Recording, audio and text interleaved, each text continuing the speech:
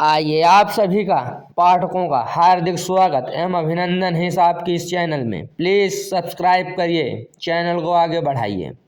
कइवर बिहारी जी का जीवन परिचय इस वीडियो में आपको प्राप्त होगा। कइवर बिहारी का जन्म 1595 ईस्वी के लगभग ग्वालियर के पास बसुआ गोविंदपुर ग्राम में हुआ था, जबकि कुछ विद्वान इनका जन्म 1603 ईस्वी में मानते हैं। यानी ये पुराने कवि थे। तो मध्य युग में विद्वानों में मतभेद है जन्म के संबंध में। तो लिखा भी हुआ है इस प्रकार, हम जीवन परिचय में लिखेंगे भी कि मध्य युग के अनेक भारतीय कवियों की भांति इनके भी जन्म समय के संबंध में विद्वानों में मतभेद है। इनके पिता का नाम केशव राय था। इनके एक भाई और एक बहन थी। बिहारी जी का विवाह मथुरा के किसी माथुर ब्राह्मण की कन्या से हुआ था। इनको कोई संतान नहीं हुई, जिस कारण इन्होंने अपने भतीजे निरंजन को गोद ले लिया था। तो इस प्रकार हमको मेन चीज़ याद कर लेना है। जैसे इनके पिताजी का नाम याद कर लेना है, जन्म स्थान याद कर लेना है ना, और जन्म तिथि याद कर लेना है। तो इस प्रकार और एक बार इसको जब हम पढ़ लेंगे तो खुद ही कुछ न कुछ समझ में आ जाएगा हमको। इनके बारे में और जान लेते हैं। तो कहा जाता है कि केशव राय इनके जन्म के 7-8 वर्ष बाद ग्वालियर छोड़कर ओरछा चले गए। वहीं बिहारी जी ने केशवदास जी से काव्य शिक्षा ग्रहण की। अपने गुरु केशवदास जी के ही सानिध्य में इन्होंने संस्कृत और प्राकृत आदि का अध्ययन किया। इनसे जयपुराधीश जय सिंह तथा उनकी पटरानी अनंत कुमारी बहुत प्रभावित हुई। ये दरबार के राजकवि हो गए।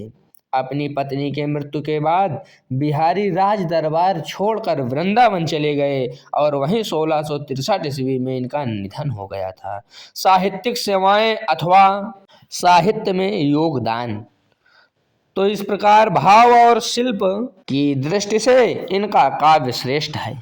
अपनी काव्यगत विशेषताओं के कारण हिंदी साहित्य में बिहारी का अद्वितीय स्थान है। बिहारी जी ने 700 से कुछ अधिक दोहों की रचना की, जिनका संग्रह बिहारी सतसई के नाम से हुआ है।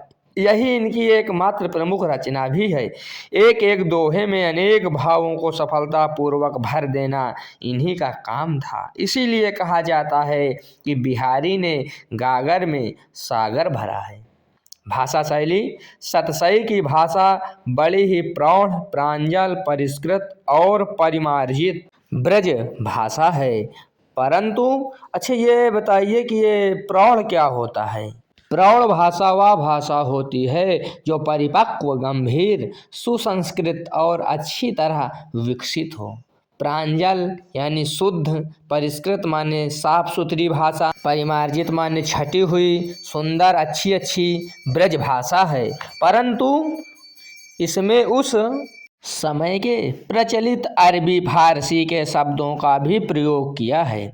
इन्होंने अपने काव्य रचना में मुक्तक शैली का प्रयोग किया है। बिहारी जी अलंकारों के प्रयोग में निपुण थे। तो इस प्रकार भाषा शैली भी हो गई, जीवन परिचय भी हो गया, साहित्यिक सेवाओं अथवा योगदान भी हो गया। आपको यह वीडियो अच्छी लगी हो तो लाइक करिए, कमेंट करिए, शेयर करिए और सब्सक्राइब तो अवश्य कर लीजिए। और आपका यदि कोई प्रश्न हो तो कमेंट में करिए, उसका भी हम हल करने की कोशिश करेंगे हिंदी और संस्कृत के संबंध में। आप सभी का धन्यवाद।